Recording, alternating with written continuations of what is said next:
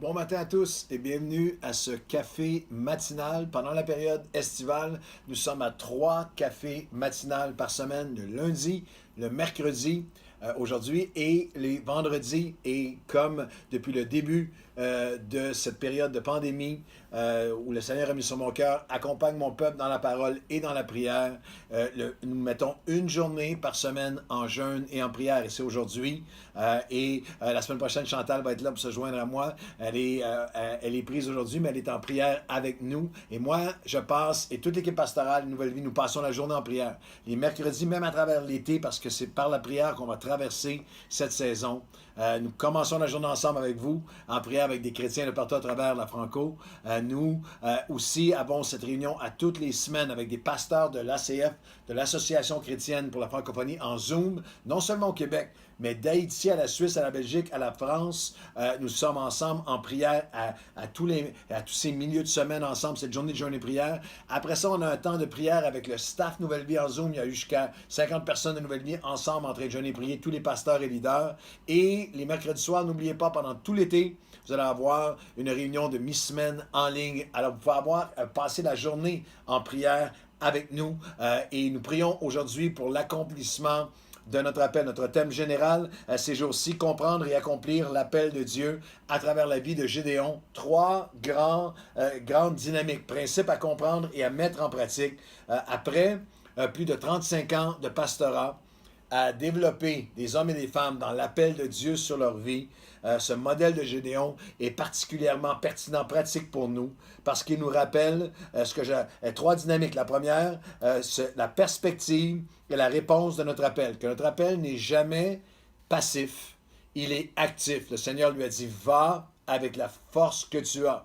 Le fait d'être appelé vaillant héros, c'est ta perspective de toi-même que Dieu a de toi, est une première étape, mais elle va seulement s'incarner alors que nous mettons en pratique, alors que nous activons ce que Dieu a mis en nous. La deuxième dimension, la perspective, donc la réponse à notre appel. L'appel n'est pas passif, il est actif. La deuxième dimension, c'est le temps présent et la réalisation de notre appel.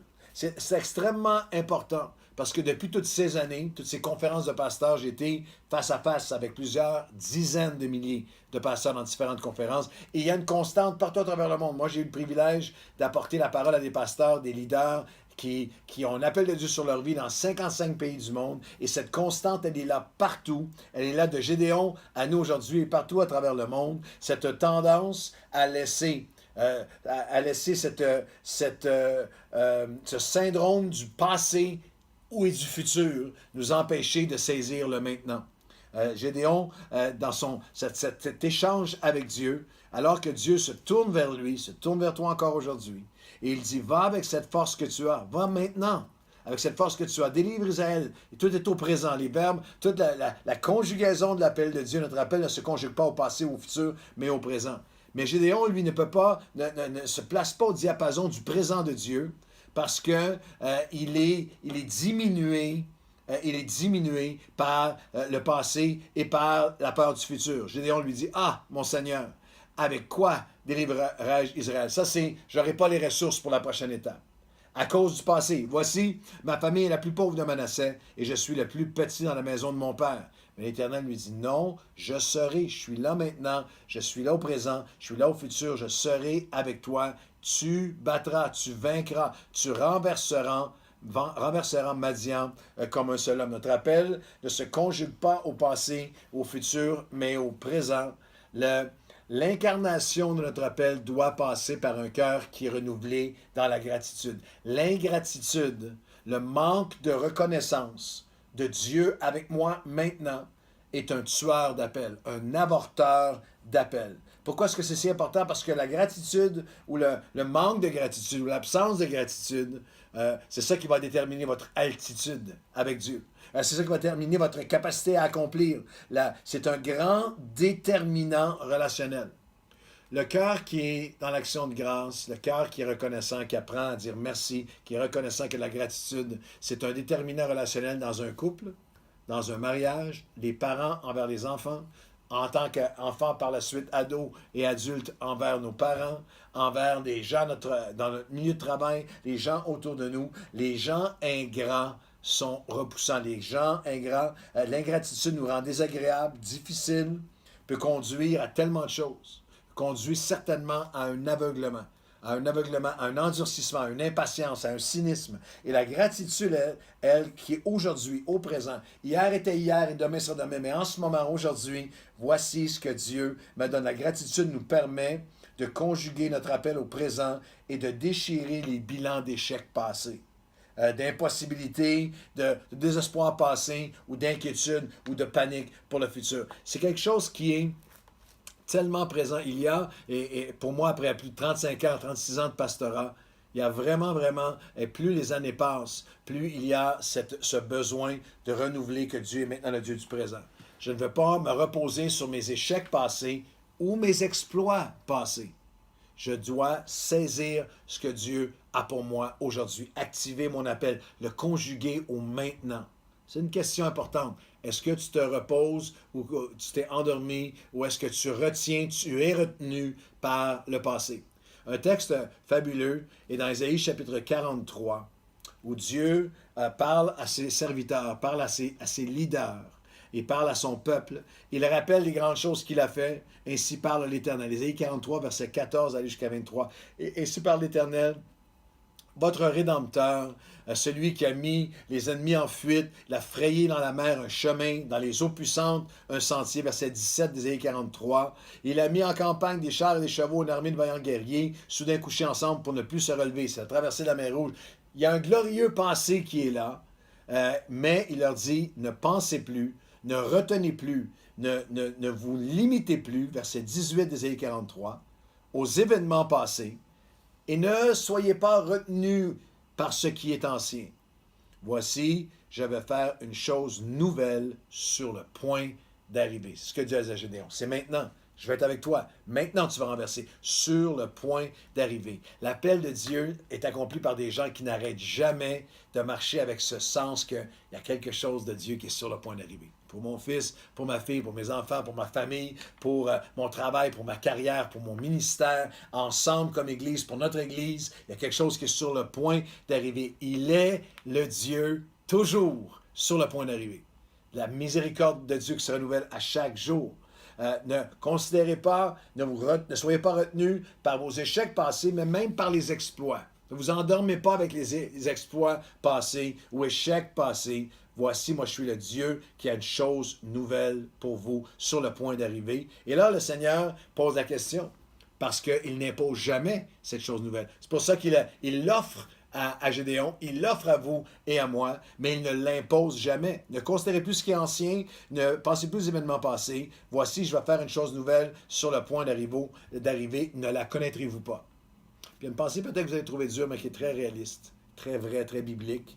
Dieu va accomplir sa chose nouvelle, il va le faire avec vous ou sans vous. Il va se trouver quelqu'un. C'est pour ça qu'il dit, je vais le faire, mais toi, est-ce que tu es prêt à la connaître? Es-tu prêt à t'en emparer? Es-tu prêt à être utilisé de moi? Il y a une génération, je dirais avec des larmes, une génération de serviteurs de Dieu qui ont cessé de marcher au battement de cœur du Dieu qui a quelque chose à faire sur le point d'arriver. Et là, Dieu devient lyrique. Il devient tellement enthousiaste, il dit, il se met à décrire ce qu'il va faire. Je vais abreuver mon peuple, je vais mettre des eaux dans le désert, je vais abreuver mon peuple. Le peuple que je me suis formé publiera mes louanges. Il y a comme une pause où, si c'était possible, je dirais de cette façon, où le ciel ne peut pas être surpris. Dieu ne peut pas être surpris, il est omniscient.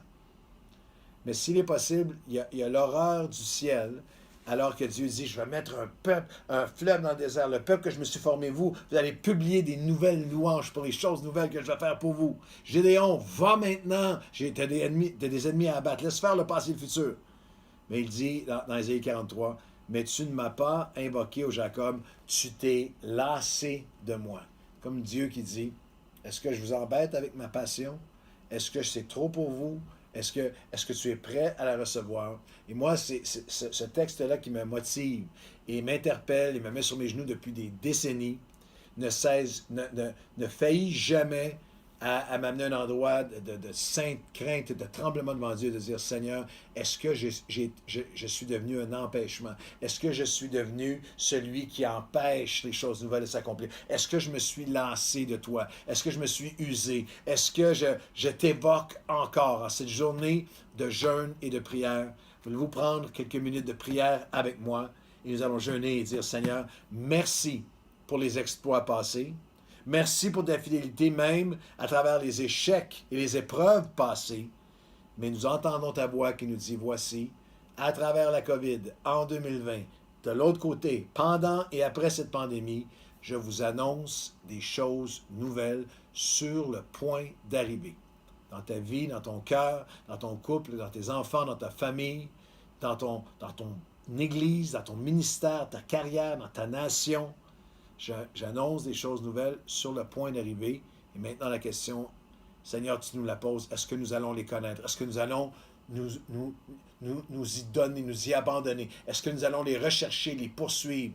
Seigneur, mon Dieu, tu veux mettre encore des chemins dans le désert. Tu veux mettre des fontaines dans les lieux arides. Le peuple que tu t'es formé, nous, sommes appelés à publier des louanges nouvelles pour les choses nouvelles que tu as pour nous aujourd'hui. Alors aujourd'hui, Seigneur, pardon si nous nous sommes lassés de toi, pardon si nous avons cessé de t'invoquer, mais trouve en nous aujourd'hui, nous voici, nous sommes là partout en francophonie, et nous te disons, Seigneur, nous entendons ta voix, ce que tu as dit à Gédéon, tu le dis à nous, nous disons, notre appel ne se conjugue pas au passé ou au futur, mais au présent. Viens faire une chose nouvelle au milieu de nous. Nous voulons la recevoir, nous voulons y participer, t'invoquer, et nous voulons la voir s'accomplir. Au nom de Jésus. Amen et Amen. Marchez avec dans votre cœur aujourd'hui l'assurance.